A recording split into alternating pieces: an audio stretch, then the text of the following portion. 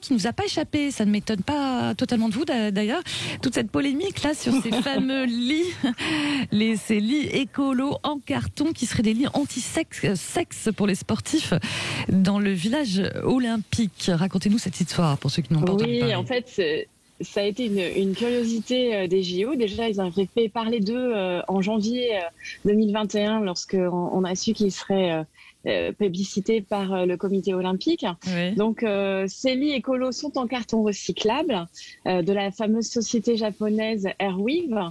En fait, ils ont eu polémique sur leur solidité, notamment sur les réseaux sociaux. Oui. On les a donc surnommés les lits anti-sexe parce que l'Américain Paul Schelling, qui est lui-même athlète, avait d'ailleurs plaisanté sur ces lits en disant qu'ils étaient prêts à empêcher toute intimité entre sportifs, je cite, et qu'ils étaient anti-rapprochement, en fait. Anti-rapprochement. Alors, à cela a répondu anti-rapprochement d'un autre sport que nous connaissons tous. Oui, ça, alors, sûr. Évidemment, on a un jeune athlète écossais, irlandais, qui s'est permis de répliquer, irlandais, qui s'est permis de répliquer via les réseaux sociaux en faisant une jolie petite vidéo où on le voit sautiller sur son lit.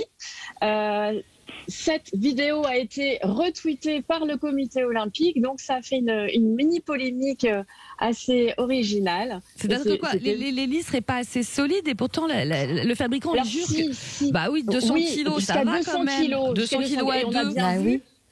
Et on a bien vu ce jeune Irlandais justement sautiller tel un trampoline sur ses lits, mais ça a fait une riche polémique sur les réseaux sociaux et je trouvais que c'était assez rigolo à relater. Aurore Boyard, vous voulez rebondir sur le matelas de ces pseudos en lit? Oui. Moi, ce que je note, c'est que pour prendre du bonheur, où qu'il soit de toutes les façons, c'est pas un lit en carton qui va empêcher nos athlètes. Je rappelle qu'à Rio, lors des JO de 2016, les organisateurs avaient distribué 450 000 préservatifs, c'est-à-dire 42 par athlète. Bah oui, on peut être on peut participer aux JO et puis quand même vouloir avoir une vie intime. Ouais, mais il paraît il paraît que les galipettes, il paraît que les galipettes, c'est pas bon pour les performances physiques. Enfin, je sais pas moi. C'est pas vrai, non. Pas vrai. Je pense qu'au contraire, ça peut même c'est quand même pas la veille. Pas la veille. Ça rend heureux quand même. Donc ça libère tout ce qui est hormones du bien-être. Ouais. Donc ça les booste. Michel Vianès, un petit commentaire sur le sujet? Oui, moi j'ai beaucoup aimé le gymnaste irlandais, Rhys McClenaghan, qui était là en train de dire que c'était real fake news. Donc ça fait partie des fake news habituelles. Et puis bon, je pense qu'il faut avoir de temps en temps des preuves. Moi j'ai trouvé ça très amusant. Et j'étais d'ailleurs quand j'ai entendu, j'ai tout de suite pensé à notre judoka, parce que Teddy Riner est le spécialiste de faire s'effondrer ses lits. Quand il est dans les hôtels, il a fait d'ailleurs une vidéo il y a quelques années qui avait aussi beaucoup circulé, où en pleine nuit, donc il s'était couché dans un hôtel et donc le lit, avant une épreuve, et le lit s'était effondré, donc il avait montré comment son lit s'était effondré. Donc c'était j'ai tout de suite pensé à lui. Donc si ça peut soutenir le poids de Teddy Riner, c'est bon. C'est déjà ça, voilà, au moins le sien. Alors bon, on sait, l'ambiance c'est pas folichonne là-bas, avec toutes les restrictions sanitaires en huis clos. D'ailleurs, il y a beaucoup d'athlètes qui communiquent sur le fait qu'ils ont l'impression d'être totalement en prison dans ce fameux village olympique. D'ailleurs, je sais pas si vous avez vu, mais a priori, les organisateurs diffusent carrément des fausses ambiances sonores, des anciens jeux pour tenter de stimuler les sportifs. C'est vrai que c'est spécial. Je sais pas si vous avez regardé les unes et les autres la cérémonie d'ouverture ou pas. Moi, j'ai vu juste une partie, oui. Ouais. J'ai trouvé que notre équipe française n'était pas la seule, d'ailleurs, était très dynamique. Et il y en avait d'autres aussi qui ont voulu montrer peut-être comme ça, alors qu'il n'y avait pas de spectateurs, de faire eux-mêmes le spectacle c'est ça, parce que là, je pense que jouer, c'est vrai que ça fait plus d'un an que les sportifs sont dans ces ambiances. Voilà. Et Aurore et Boyard et Véronique Langlais, vous avez regardé la cérémonie d'ouverture ou pas?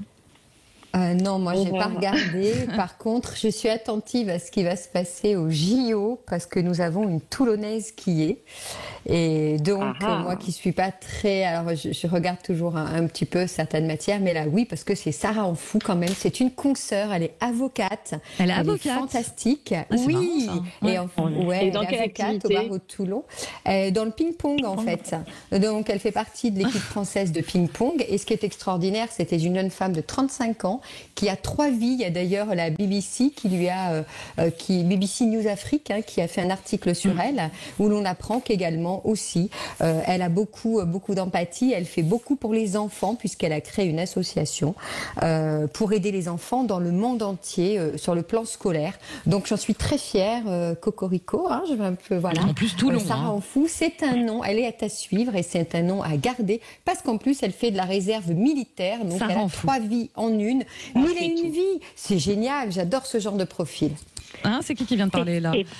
Et puis, c'est Aurore. justement ça. Voilà. Oui, non, ça j'avais entendu. Oui, puis moi, Et on avait, oui, Pas tout en même temps. et on a aussi une fabuleuse quand même porte-drapeau qui a quand même été 5 fois championne d'Europe. Clarisse Alors, Agbenini. 10 fois. 5 fois championne d'Europe, 5 fois championne du monde et qui a eu une médaille d'argent olympique. Et là, il faut être très vigilant. On a une 40aine de médailles quand même qui sont possibles. Donc, il va falloir qu'on soit nombreux à les supporter parce que je rappelle que c'est aussi une grande force d'avoir des supporters et que là, finalement, ils en sont quand même bien privés. Et justement, puisque nous parlons de Clarisse Agbenini, je rappelle que, bien sûr, c'est une grande sportive. Elle est gendarme également de profession. Et c'est une grande militante associative. D'abord pour les enfants prématurés, donc SOS Préma, puisqu'elle-même est une survivante. Elle était une grande prématurée qui était née avec un frère jumeau. Et puis, elle a écrit d'ailleurs un livre, Combattre pour être soi, qui invite les jeunes générations à se construire. Et parmi ses fans, il y a également, puisque sa famille est originaire du Togo, où son parcours est également suivi, alors il y a également des adolescentes mères togolaises qui bénéficient du programme de formation professionnelle de regard de femmes parce qu'elles ont dû quitter l'école en raison de leur grossesse et qui les suivent de très très près, puisque j'ai eu encore hier soir un petit message de leur équipe disant qu'elles avaient vu elles aussi les Françaises et qu'elles attendaient, qu'elles espéraient donc que Clarisse Agbenini serait à nouveau capée.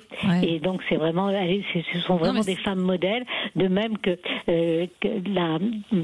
l'avocate toulonnaise qui agit aussi sur son association Ping pour le monde entier, qui d'ailleurs a pour objectif justement dans ces Jeux Olympiques, bien sûr de participer, mais aussi d'inciter à ce que son association soit dans le monde entier. Voilà, en tout cas c'était des beaux clins d'œil, en tout cas sur ces femmes-là, comme vous le dites, les unes les autres, aux 1001 vies, avocates, gendarmes, engagées aussi, des porte-drapeaux au pluriel.